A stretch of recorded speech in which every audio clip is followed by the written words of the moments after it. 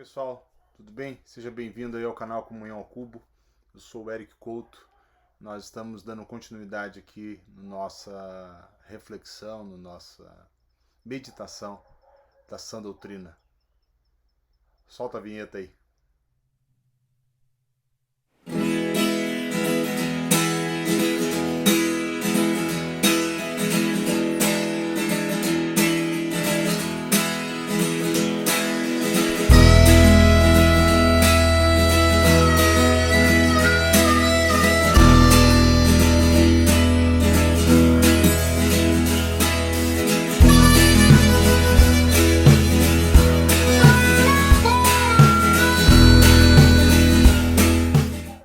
E aí pessoal, tudo bem? Como é que tá essa força?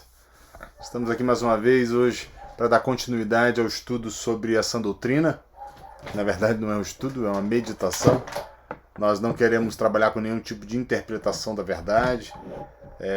Prezamos por um entendimento claro da palavra, porém não entendemos que isso deva ser com adequações humanas ou humanistas nela, né? Nós queremos só compreender o que Jesus disse. Então hoje, na semana passada, nós falamos, eu e Gladstone, sobre Lucas 16, do 1 ao 15. E essa semana nós queremos continuar a partir do versículo 16. Eu vou ler todo o texto, depois a gente vai fazendo algumas considerações, tá bom? A lei e os profetas vigoraram até João. Ele está se referindo aqui a João Batista. Desde esse tempo, vem sendo anunciado o Evangelho do Reino de Deus. Grifa aí esse termo, Evangelho do Reino de Deus. E todo homem se esforça por entrar nele. E é mais fácil passar o céu e a terra do que cair um tio sequer da lei. Quem repudiar sua mulher e casar com outra, comete adultério. E aquele que casa com a mulher repudiada pelo marido, também comete adultério. Ora, havia certo homem rico que se vestia de púrpura e de linho finíssimo, e que todos os dias se regalava esplendidamente. Havia também certo mendigo chamado Lázaro, coberto de chagas, que jazia à porta daquele, e desejava alimentar-se das migalhas que caíam da mesa do rico. E até os cães vinham lamber-lhe as úlceras, ou as feridas. Aconteceu morrer o mendigo e ser levado pelos anjos ao seio de Abraão. Morreu também o rico e foi sepultado. No inferno, estando em tormentos, levantou os olhos e viu ao longe Abraão e Lázaro no seu seio. Então, clamando, disse: Pai Abraão, grifa isso aí, tem misericórdia de mim, e manda Lázaro que molhe em água a ponta do dedo e me refresque a língua, porque estou atormentado nesta chama. Disse, porém, Abraão: Filho, grifa isso aí também, lembra-te que recebeste os teus bens em tua vida, e Lázaro igualmente os males. Agora, porém, aqui ele está consolado e tu em tormentos. E além de tudo está posto um grande abismo entre nós e vós, de sorte que os que querem passar daqui para vós outros não podem, nem os de lá passar para nós. Então replicou: Pai, eu te imploro que o mandes à minha casa paterna, porque tenho 5 irmãos, para que lhes dê testemunho, a fim de não virem também para este lugar de tormento. Respondeu Abraão: Eles têm Moisés e os profetas, ouçam-nos. Mas ele insistiu: Não, pai Abraão. Se alguém dentre os mortos for ter com eles, arrepender-se-ão.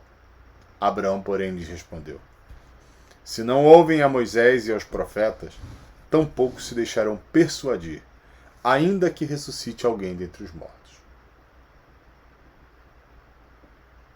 Versículo 16, o Senhor começa colocando um marco referencial. Ele diz que a lei e os profetas vigoraram até João Batista. Desde esse tempo, vem sendo anunciado o Evangelho do Reino de Deus. A palavra nos mostra que João e Jesus tinham uma frase sempre repetida e sempre iniciava suas pregações: arrependei-vos, mudem vossa mente, vossa vida, vossa estrutura, porque é chegado o reino de Deus. E o curioso é que, por mais que isso esteja escrito praticamente nos, eu não tenho certeza, mas eu creio que nos 4 evangelhos, essa expressão, evangelho do reino de Deus, muitas pessoas no meio chamado cristão desconhecem o significado, ou nunca pararam para pensar na profundidade desse termo, né? Então, vamos fazer uma análise semântica de cada palavra para compreender o que Jesus estava falando. Evangelho do reino de Deus. A palavra evangelho quer dizer boa nova, boa notícia. Reino diz respeito a governo, mas não um governo presidencialista num regime democrático. Não um governo monárquico num regime parlamentarista. Ele está se referindo a um reino cujo rei é dono da terra, de tudo que ela produz, de tudo que há sobre ela. E naquela época, como haviam escravos, até sobre a vida das pessoas. Eu me lembro que o amado irmão Jorge Mitian, da Argentina, escreveu um livro chamado Jesus Cristo é o Senhor. E nesse livro ele fala de uma expressão que traduz esse senhorio, chamado Kyrios. Kyrios não é simplesmente o patrão. Kyrios é o dono da vida. É aquele que decide se o outro morre ou não. Ele é o dono absoluto daquela pessoa. Então esse é o senso de governo e de senhorio. Só que ele está falando de um reino que pertence a alguém, um reino de Deus. Então todos esses atributos se referem à pessoa de Deus. Então vamos pensar o seguinte: Evangelho do reino de Deus se trata da boa notícia de que Deus tem esse tipo de governo sobre o ser humano. Era exatamente isso que vinha sendo pregado desde João e que Jesus continua pregando e que nós hoje também pregamos. Não se trata de você aderir a um grupo religioso, de você fazer parte de uma igreja no sentido religioso da questão. Não diz respeito a você agora deixar de ser espírita, católico, para ser protestante.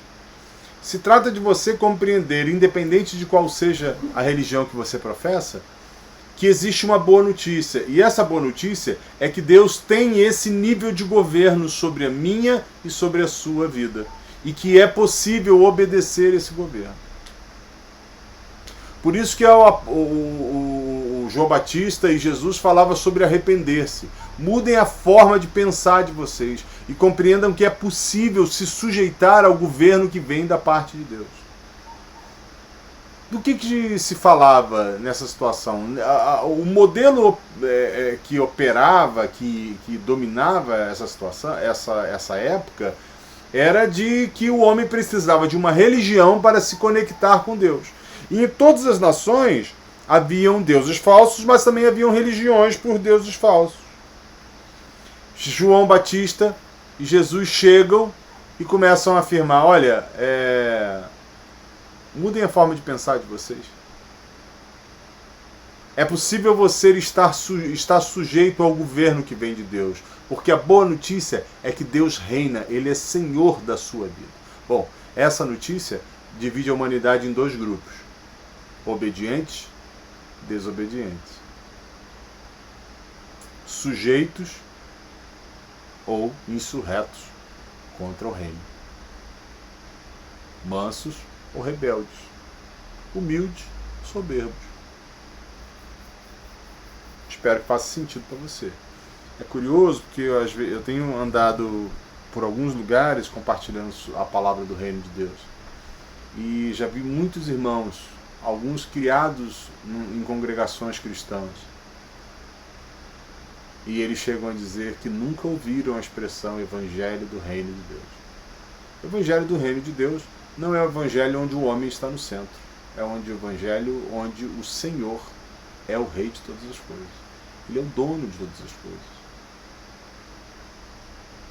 E Jesus continua falando, versículo 17: reafirmando aquilo que ele diz lá em Mateus 5 também. É mais fácil passar o céu e a terra do que cair um tio sequer da lei. Porque muitos têm a sensação de que porque agora estamos na dispensação da graça, então a lei foi revogada, foi tirada de circulação. A lei foi útil no sentido de aviltar o pecado e demonstrar ao homem sua condição. Mas agora o Senhor, através do seu poder, através do Filho do seu amor, nos dá acesso. Eu quero lembrar a vocês ao que o livro de Ezequiel, se eu não me engano, capítulo 36, nos diz. Ele diz que ele nos daria um novo coração e um novo espírito. Ele tiraria de nós o coração de pedra e nos daria um coração de carne. E ele colocaria dentro de nós o seu espírito. E ele imprimiria em nosso coração a sua lei. Então a grande mudança do governo de Deus, do evangelho do reino de Deus, é que aquilo que antes estava fora e eu precisava obedecer como quem tenta acertar, agora foi colocado dentro e faz parte do meu desejo, da minha índole natural. Antes era um conjunto de ações comportamentais que me forçavam a obedecer. E uma vez por ano eu ia lá com um animalzinho e sacrificava pelos meus pecados. Agora a palavra fala de uma realidade onde a lei está impressa dentro do coração. E isso nos torna homens e mulheres segundo o coração de Deus, que vivem para fazer a vontade de Deus. No versículo 18, ele está dando um exemplo claro de como obedecer essa lei. E ele está deixando bem claro esse assunto, porque esse assunto parece que estava na moda naquela época. Parece que as pessoas naquela época gostavam de repudiar, de divorciar-se de sua mulher. Versículo 18, então Jesus diz: quem repudiar sua mulher e casar com outra comete adultério. Aquele que casa com a mulher repudiada pelo marido também comete adultério. Esse texto é autoexplicativo, não demanda maiores explicações. Versículo 19, Jesus então começa a contar uma história. Eu já vi diversas vezes pessoas dizerem que isso é uma parábola, mas Jesus em momento algum diz que é uma parábola. Ele conta essa história. Ora, havia certo homem rico que se vestia de púrpura de linho finíssimo e que todos os dias se regalava esplendidamente. Vamos avaliar que tipo de homem o Senhor descreveu aqui. Um homem rico, um homem que tinha muitos bens, que tinha muito conforto, muita vida para curtir, muita coisa para aproveitar. No entanto, ao longo do texto você vai vendo uma descrição mais profunda desse homem. Esse homem não era alguém que não conhecia a verdade do Senhor, que não conhecia Deus. Ele chama Abraão de pai e Abraão o chama de filho, embora ele estivesse no inferno. Esse homem começa então a argumentar com Abraão. Primeiro ele gostaria que tirasse um pouquinho de água de onde Lázaro estava e colocasse na sua boca. A palavra de Deus diz sobre Lázaro que havia também certo mendigo chamado Lázaro, coberto de chagas, de feridas, e que jazia à porta daquele. Isso nos dá a entender que havia alguma atitude de esmola, de socorro para ele, porque ele não ficaria ali se não houvesse pelo menos uma condescendência da parte dos donos da casa em relação a isso. E ele desejava alimentar-se das migalhas que caíam da mesa do rico, e até os cães vinham lhe lamber suas úlceras. Morreram os dois. Lázaro foi ao seio de Abraão, e o rico foi para o inferno. Então, de longe, o rico olhou, estando em tormento, levantou os olhos e viu ao longe Abraão e Lázaro em seu seio. Então, chamando, disse: Pai Abraão, não era um desconhecido da lei ou de Deus. Tem misericórdia de mim, manda Lázaro que molhe em água a ponta do dedo e me refresque a língua, porque estou atormentado nessa chama. Manos, o sofrimento é insuportável para quem tem uma vida boa e regalada. Jesus aqui não está falando sobre o fato de ser rico ou ser pobre. Ele não está dizendo que a forma como você garante a sua salvação é sendo pobre. O que ele está dizendo é que quem vive em busca de uma vida regalada já escolheu a sua eternidade. Quem vive buscando para si conforto, quem vive buscando para si glória entre os homens, já definiu a sua eternidade. E a proposta, o chamado do Evangelho do Reino de Deus é uma vida onde eu renuncio a mim mesmo. Eu renuncio o meu autossuprimento, minha autoproteção, minha autossatisfação, em prol de servir. E servir aí é uma palavrinha bonita que nós inventamos para ser um escravo. Servir até perder a própria vida em resgate dos outros. Eu me lembrei agora das histórias concernentes aos jovens moravianos, alguns de família abastada, que ao serem tocados pelo Evangelho do Reino, eles vendiam as suas vidas como escravos e entravam nas minas de carvão para que pudessem então pregar o Evangelho para as pessoas que estavam lá. Certamente alguns desses jamais foram vistos depois que entraram na mina. Essa índole, essa disposição, esse dínamos vem pela ministração que o Espírito Santo faz ao coração de um homem e de uma mulher de entrega. Só que vocês vão notar comigo que cada vez mais, quanto mais o tempo passa, maior é a quantidade de pessoas que tentam usar o Evangelho, tentam usar o ensino de Jesus e Deus para poder promover para si mesmo fartura, prosperidade, tranquilidade, serenidade. Quando a promessa que Jesus fez era que nós teríamos muitas aflições. O Senhor nos exorta dizendo: tenham bom ânimo. Nesse mundo vocês passarão por muitas aflições, mas tenham bom ânimo, pois eu venci o mundo. Em muitos momentos do Velho Testamento você vê o Senhor falando com o seu povo que eles seriam dispersos, que eles passariam por perseguições e aflições. Então, andar com o Senhor implica em você ser desafiado a abandonar a mesmice de uma vida normal. Só que esse homem, ao contrário do que a normalidade de alguém que anda com Deus vive, teve uma vida regalada esplendidamente. Ótimas roupas, ótimo conforto, ótima comida, tudo muito tranquilo.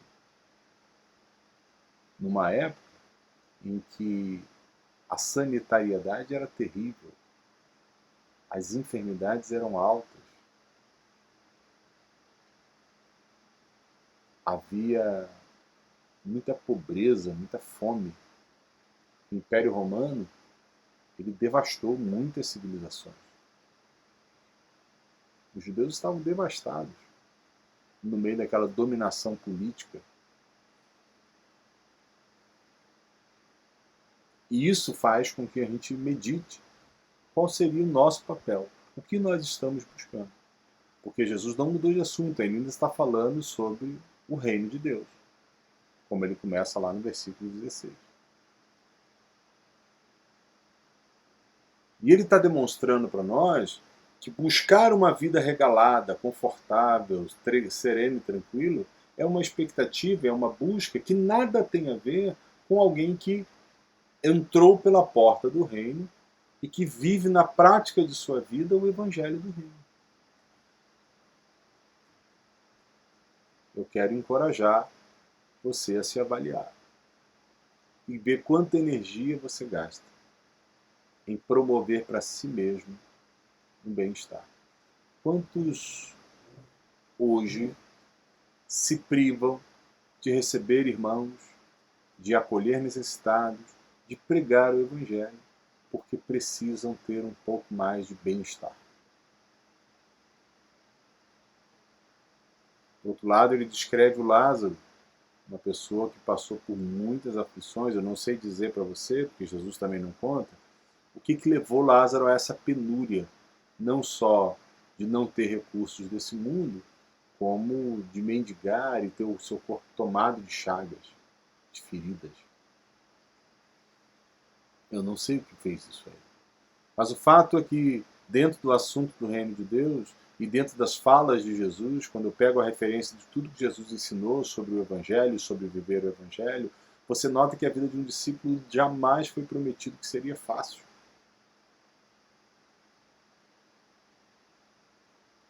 Então não se trata de você ser pobre para herdar o reino. Se trata de você não buscar o seu próprio interesse. E ainda que a maior penúria, como essa de Lázaro, te atinja, você mantém o seu coração no lugar correto. Mantenha o seu coração na expectativa correta, que é a eternidade.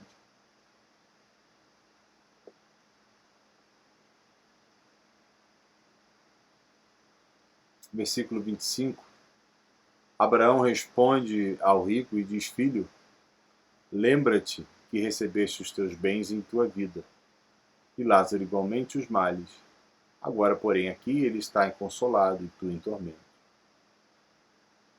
Além de tudo, está posto um grande abismo entre nós e vós, de sorte que os que querem passar daqui para vós não podem, nem os de lá passar para nós.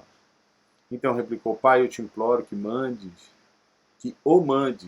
Lázaro à minha casa paterna, porque tenho 5 irmãos, para que lhes dê testemunho, a fim de não virem também para este lugar de tormento. Respondeu Abraão: eles têm Moisés e os profetas, ouçam-nos. Eu achei curioso perceber a preocupação do rico nesse momento pelos seus irmãos. Ora, era alguém que conhecia a lei de Deus e ao Senhor, senão ele não estaria chamando Abraão de pai, tampouco sendo chamado de filho por Abraão. Por que essa preocupação com os seus irmãos conhecerem a verdade não estava no seu coração lá? Porque ele estava assoberbado, com muito conforto e muita distração.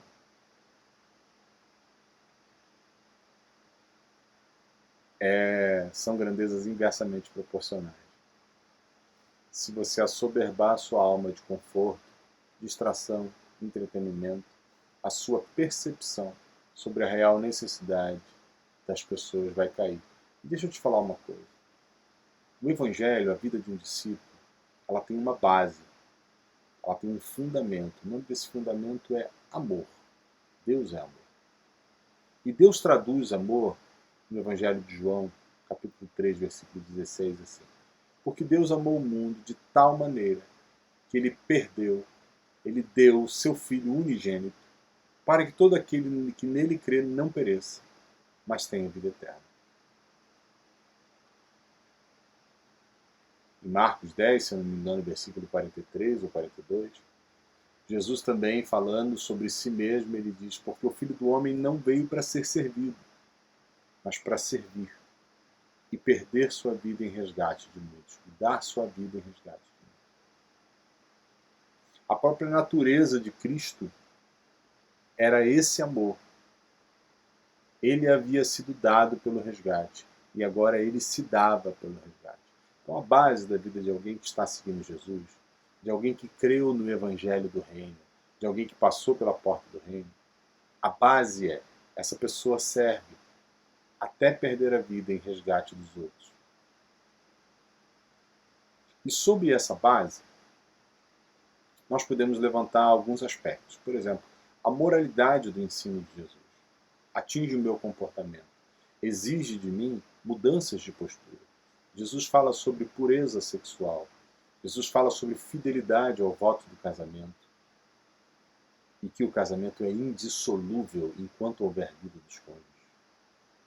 Jesus fala sobre a forma como eu devo lidar com o dinheiro, acudindo ao necessitado, suprindo quem tem necessidade, e não guardando para mim e me privando, e me poupando de abençoar.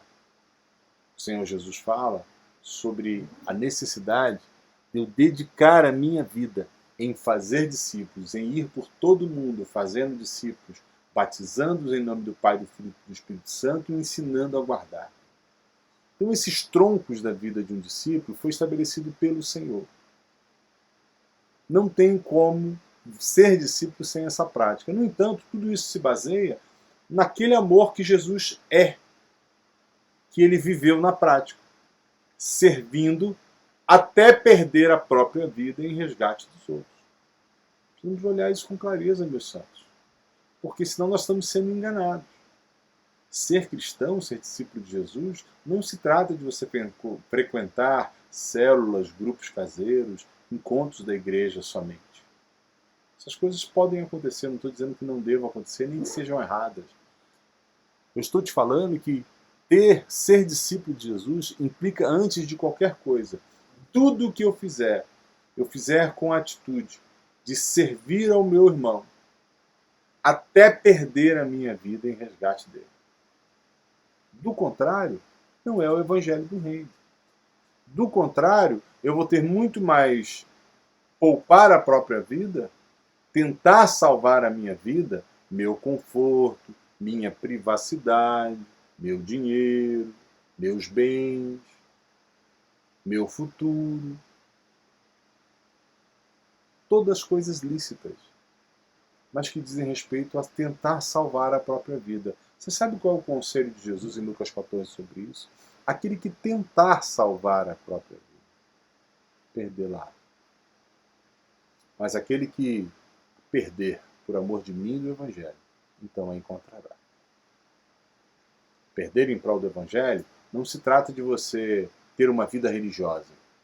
Não se trata de você vir para o YouTube e ficar falando sobre o reino de Deus. Perder a vida pelo Evangelho é quando você abre mão da sua privacidade, do seu conforto, do seu dinheiro, a fim de você servir o seu irmão, até você perder a sua vida em resgate dele. É lógico que isso tem uma escala de prioridade. Nós não podemos ser imprudentes e ignorar os princípios de Deus. Porque os fariseus, em nome de cumprir a tradição, quebravam princípios quanto aos pais. A palavra de Deus nos mostra alguns princípios que são irrevogáveis. Então existe uma escala de prioridade. Primeiro eu e a minha esposa. Eu preciso servi-la e dar minha vida por ela.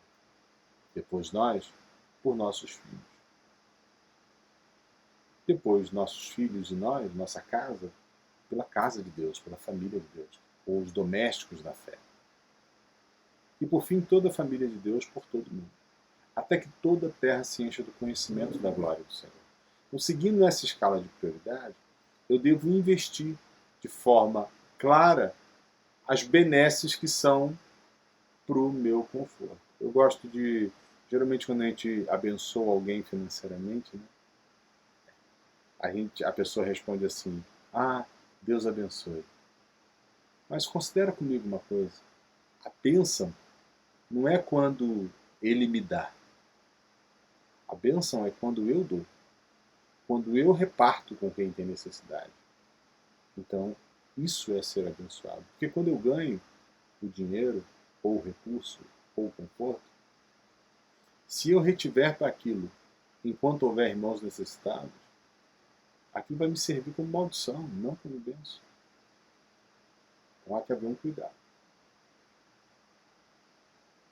Eu preciso compreender que na hora que chega, eu tenho 50% de chance de ser abençoado, 50% de chance de ser amaldiçoado. Mas na hora que eu entrego, eu profano o Deus desse século chamado Mamon. Mamon é o Deus desse século que não quer que você reparta, ele quer que você retenha para si. E nessa hora, eu demonstro quem é o meu Senhor. Se é o meu conforto, a minha autopreservação, o meu autossuprimento, ou se é Cristo Jesus. Porque como eu posso dizer que Ele é meu Senhor quando Ele não se supriu? Não buscou o seu próprio interesse. Jesus é o tipo de cara, manos, que enquanto estava sendo extraído, ele repartiu o pão, a carne e o sangue com quem estava traindo, inclusive. Ser discípulo de Jesus, viver o Evangelho do Reino, é compreender e viver esse estilo de vida.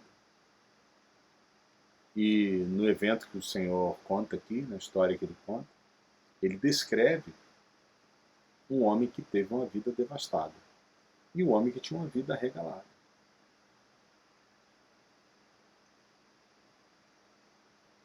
Você não é culpado por ter, mas você se torna culpado quando você retém.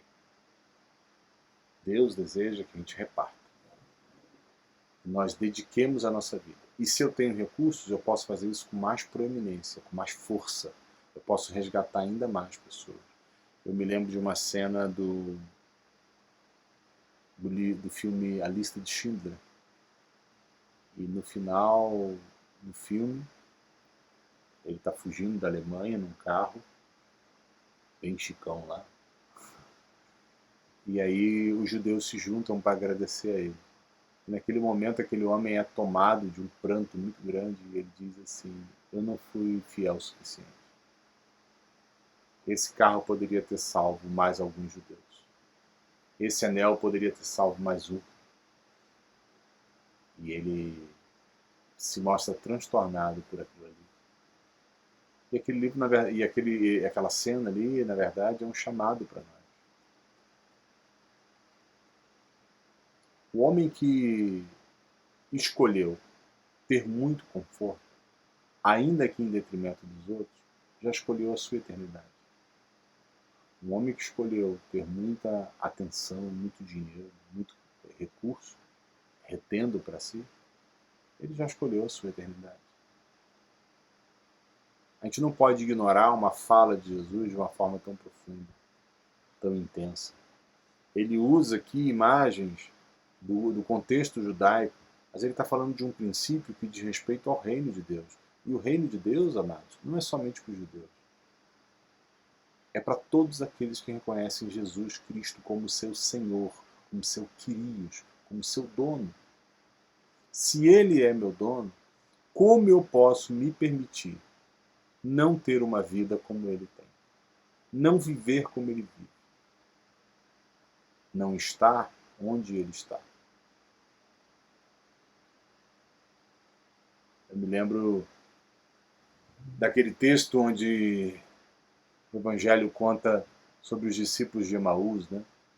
Eles iam cabisbaixos pela estrada em direção à sua cidade. Eu não sei qual é a cidade, qual é a distância da cidade de Jerusalém para Emaús. Mas o fato é que no meio do caminho um viajante se aproximou deles e eles estavam meio cabisbaixos. E o viajante fala: o que vocês têm? Por que vocês estão assim? E um deles responde: você é o único que, estando em Jerusalém nesses dias, não sabe o que aconteceu com Jesus, que era um profeta, confirmado por Deus por meio de sinais e prodígios, e como os principais do nosso povo entregaram para os romanos o matarem.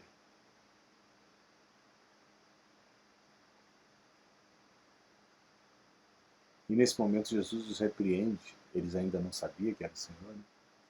Jesus os repreende e diz que, ó nécios de coração, tardios em entendimento, vocês não sabem que era necessário que o Filho do Homem passasse por essas coisas e cumprisse a palavra.